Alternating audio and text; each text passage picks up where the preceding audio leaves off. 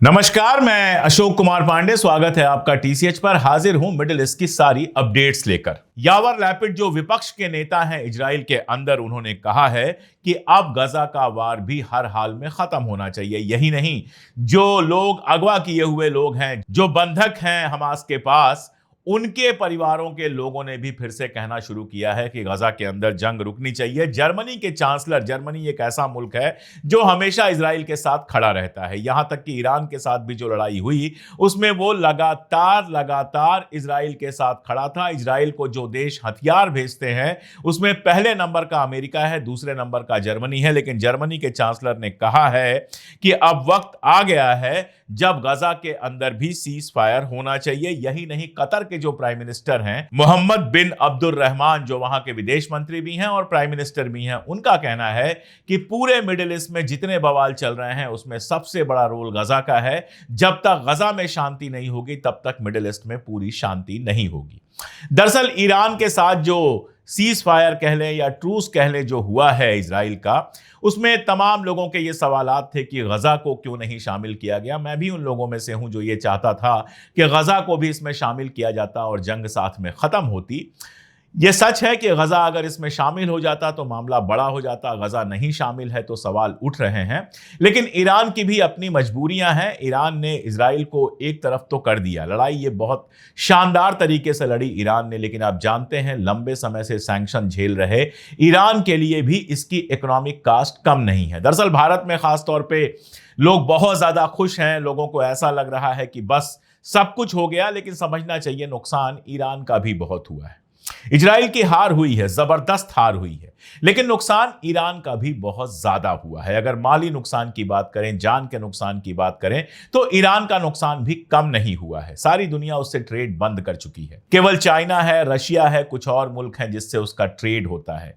इसीलिए तेल का अथाह भंडार होने के बावजूद ईरान की इकोनॉमिक कंडीशन बहुत अच्छी नहीं है। अगर आप यहां का 1,000 रुपए लेके जाएंगे ईरान में, तो उसके बदले में जो ईरानी करेंसी मिलेगी वो बहुत ज्यादा होगी। ईरानी करेंसी की भी वैल्यू गिरी हुई है और जिस तरह से मामला बदल रहा है उससे यह जरूर लग रहा है कि ईरान के अच्छे दिन वापस आ सकते हैं और इजराइल के लिए बहुत सारी दिक्कतें खड़ी हो गई। जैसे बात कीजिए, न्यूयॉर्क में मेयर का इलेक्शन हो रहा है।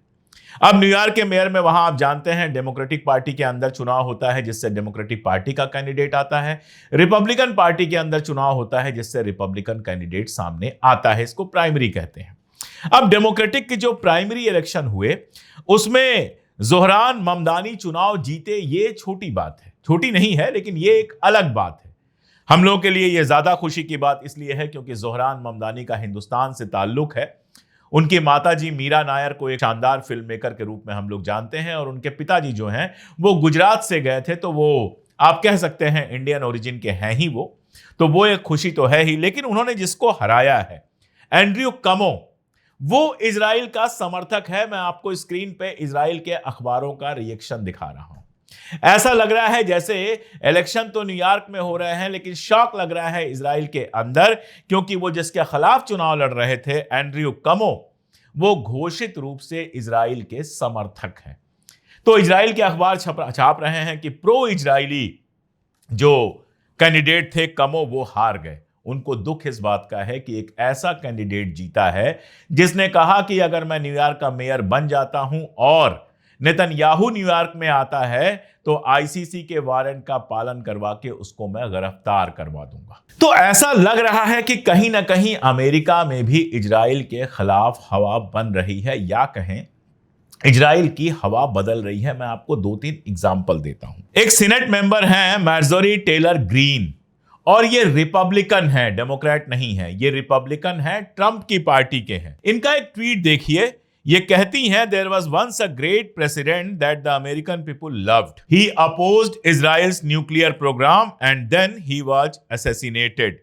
आई am for peace, I oppose war including war Israel wages. एक वक्त में अमेरिका का एक अच्छा प्रेसिडेंट था जिससे लोग प्यार करते थे। उसने इजराइल के न्यूक्लियर प्रोग्राम का विरोध किया और उसके बाद उसको मार दिया गया।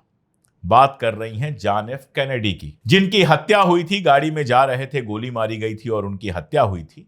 और जॉन एफ कैनेडी ने 2-3 बातें कही थी। एक बात तो यह कहा था कि इंग्लैंड ने फलस्तीन को इजरायलियों को भेंट कर दिया, जबकि फलस्तीन इंग्लैंड का था नहीं। एक ऐसी बात जो किसी ज़ायनिस्ट को बर्दाश्त नहीं होगी, क्योंकि ये तो यही कहते हुए आए हैं कि द लैंड विदाउट पीपल, फलस्तीन पर तो कोई रहता ही नहीं था, वहां जो रहने वाले थे उनके वजूद को इन्होंने कभी एक्सेप्ट ही नहीं किया। और दूसरी बात कि इजराइल उस समय चोरी छुपे न्यूक्लियर बना रहा था, न्यूक्लियर बम बना रहा था, और आज जो अमेरिका ईरान के पीछे पड़ा हुआ है, उस समय बाकी सब खामोश थे, लेकिन जॉन एफ कैनेडी इसके खिलाफ थे। वो इजराइल को मिलने वाली जो इमदाद थी वो बंद करने की बात कर रहे थे, उसके बाद ही उनको मार दिया गया। और इस बात का अक्सर आरोप लगाया जाता है कि इस खेल में मोसाद और CIA शामिल थे। सवाल यह है कि क्या अब अमेरिका में ज्यादातर लोग इस बात को समझने लगे हैं? सीनेट के अंदर आधे तो ऐसे हैं जो इजराइल के जर खरीद हैं वाया आईपैक, जिनको आईपैक ने अरबों खरबों देकर खरीदा हुआ है। लेकिन बचे हुए लोग क्या आप सीरियसली इस बात को सोच रहे हैं कि इजराइल के चक्कर में अपना नुकसान करने का कोई फायदा नहीं है? याद रखिएगा, अमेरिकी सीनेट के अंदर जिस दिन इस बात का बहुमत हो जाएगा कि इजराइल को फालतू में हम जो पैसे दे रहे हैं, जो बर्बाद हो रहे हैं और जिससे हमारी सिर्फ बेइज्जती हो रही है, उसकी जगह अगर हम ईरान के साथ ढंग से ट्रेड कर सकें तो फाइनेंशियली भी हमारे लिए बहुत अच्छा होगा और हमको मिडिल ईस्ट में इतनी सारी आर्मी भी नहीं रखनी पड़ेगी। बाकी मुल्क हमारे पहले से दोस्त हैं।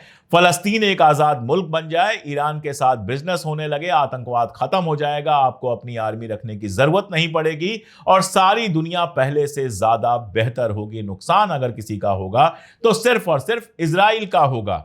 अमेरिका को यह फैसला करना होगा कि सिर्फ और सिर्फ इजराइल के चक्कर में सारी दुनिया को अपना दुश्मन बनाएगा या फिर आगे की सोचेगा। ट्रंप के जो हालिया बयान हैं वो दूसरी तरफ इशारा करते हैं। हालांकि मैं बार बार कहता हूं कि ट्रंप और अमेरिका के ऊपर भरोसा करना बिल्कुल गलत है, इनके ऊपर भरोसा नहीं करना चाहिए। लेकिन फिर भी एक अमेरिकी राष्ट्रपति ने कहा था ना कि तिजारत सबसे बड़ी चीज है, उसी के हिसाब से बाकी सब कुछ होता है।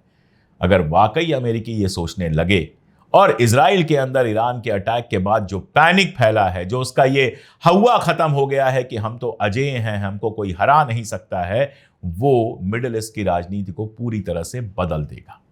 फिलहाल सबसे बड़ा मुद्दा गजा का है। देखना है, इंतजार कर रहे हैं हम कि गजा के अंदर सीज फायर को लेकर आगे क्या बात होती है। उम्मीद यही है कि ईरान के बाद अब गजा के अंदर सीज फायर की कोशिश होगी। अगर गजा में सीज फायर होता है तो ये सबसे बड़ी खबर होगी। तब तक जो भी अपडेट्स आएंगी मैं लगातार अपडेट करता रहूंगा। जुड़े रहिए हमारे साथ, हमारे वीडियोस को दूर तक पहुंचाते रहिए।